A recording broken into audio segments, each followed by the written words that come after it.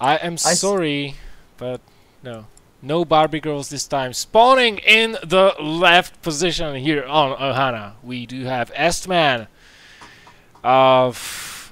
Between these two players, honestly, anything can happen, as Ellie Goulding so beautifully sings. Oh my god, I love her. So I cannot actually tell who's gonna win. I have to say that EstMan seemed to be a little bit more solid in the first game, but then got totally outplayed by Medulin in the second one.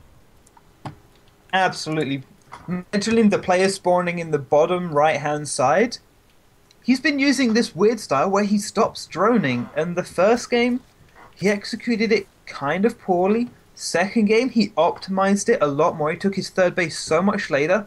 He got legitimate layer tech that was quite strong, and he just powered down his opponent's front door. That was a complete and utter build order counter from Medulin. The fact that he went the Hydralisks against a player that was going specifically slow Zealots without upgrades, beautiful counter. And we do know who else likes to be going Hydralisk in the ZVP matchup. Yes, Fluttershy, yeah. the former winner of the BelleNOiR tournament. Yes, unfortunately he did not make it today, which is a shame. I would have loved to see him defend his title, but as it is... Oh, and Medulin missing the timing, not realizing that it is not a pool first, and this is quite ballsy.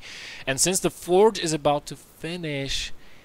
There is the potential for a cannon rush. Yeah, there is an Overlord over the Naturals, so it is going to see the probe, no problem. The probe tries to look like it's leaving, and it the probe actually is leaving.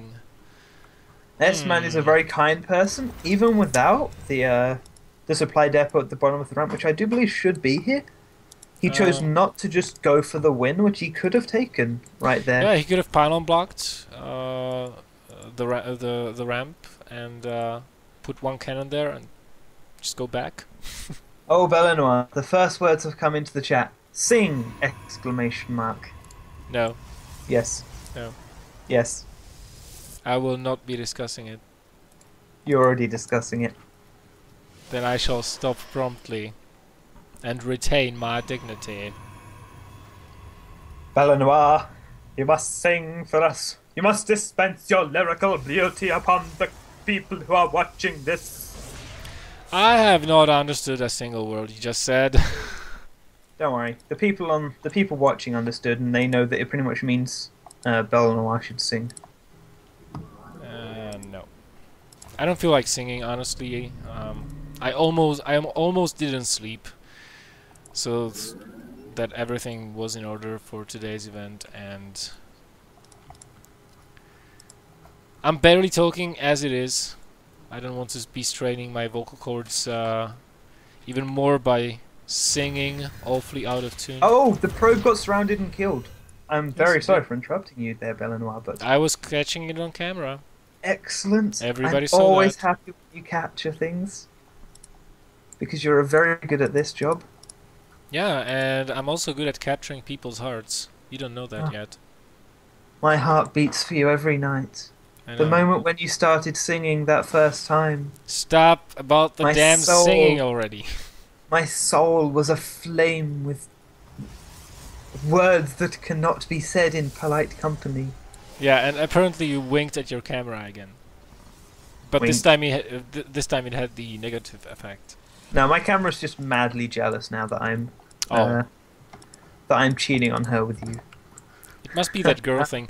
I have to say I really like those patrolling links here. Like, look at this. Absolutely. Both of those ramps. Instantly I thought, I'm using that in my play. Yeah. The Zealot is going to clear the watchtower, which, you know, usually you want to do that if you want to get a probe out. Absolutely. I mean, you don't have to, but you can, since, you know, the Zerg does unless not have EstMan just conveniently slips through these very narrow gaps that aren't covered by Medulin, he's going to have a hard time getting a probe across the other side of the map. The vision, whilst not starting right outside his opponent's base, is still very, very strong. Huh. A lot of gates coming down before taking the fourth gas. You know what I think? What do you think, I think BelleNOiR? we're gonna see a War Prism. I mean, it would make total sense. I don't know what EstMan has planned, but so far it looks to me like totally like a War Prism. Yeah, this is starting to look a lot more similar to the first game, with the fact that the drone count isn't going quite where it should be going yet. Oh, I'm loving the chat right now. Really. Why you no sing? Stop it. Okay, so the first observer is queued up. Unfortunately, EstMan is quite supply blocked and realized it way too late, only just seconds ago, throwing down those 2 additional pylons. So should also try to saturate his natural gas geyser, the second one. Medulin is going to find out that there is no third base here, and he's going to be a little bit alarmed. There's one more round of drones coming up, +1 getting researched, circling speed almost finishing, and it just starts working on those rocks, but there's already a partial wall off. I actually like this wall off very much. Look at this. There's one tiny hole between the gateway and the gas geyser, and if you put a pylon up here, I believe that's impassable. Okay. I'm just looking at it now, and I'm not sure if yeah, that would be a complete block off if he puts the pylon in the right position. So that would be a very, very strong choice from him right now. Yeah, near the assimilator. Absolutely, yes. That's an interesting wall off. I've never seen that, actually. Right, roach production all the way. Medulin decided. Medulin calls. Simon says, etc. It's breaking, but that's like on this map. That's pretty much a given because you need to break down those rocks. And no, it's not going to be War Prism. It's going to be that good old Immortal Sentry all in. So we were both right, and it is going to be executed with 8 gates. How many probes are we? And still not mining from the second gas, by the way. That's gonna hurt in the long run. How many probes are we at the exact He should be at the exact right number. I have been consistently checking his bases, but he is slightly above where he would want to be. Yeah. 48, I believe, is the optimum number, so he is 5 above that at the moment. Yeah. He is a little bit above that, but you know, when you want to be reinforcing with zealots, you just kind of want to have a little bit more of that mineral income. But it is not optimal. The push comes too late. 3 immortals with this push. 4th immortal being produced even, just because the push is coming so late. And both the +1 armor and attack have been researched. So even if those immortals lose their shields, they're going to be a lot more durable. But we do not have a pylon out. No, it's going to be an expansion. What? Shenanigans! Yes!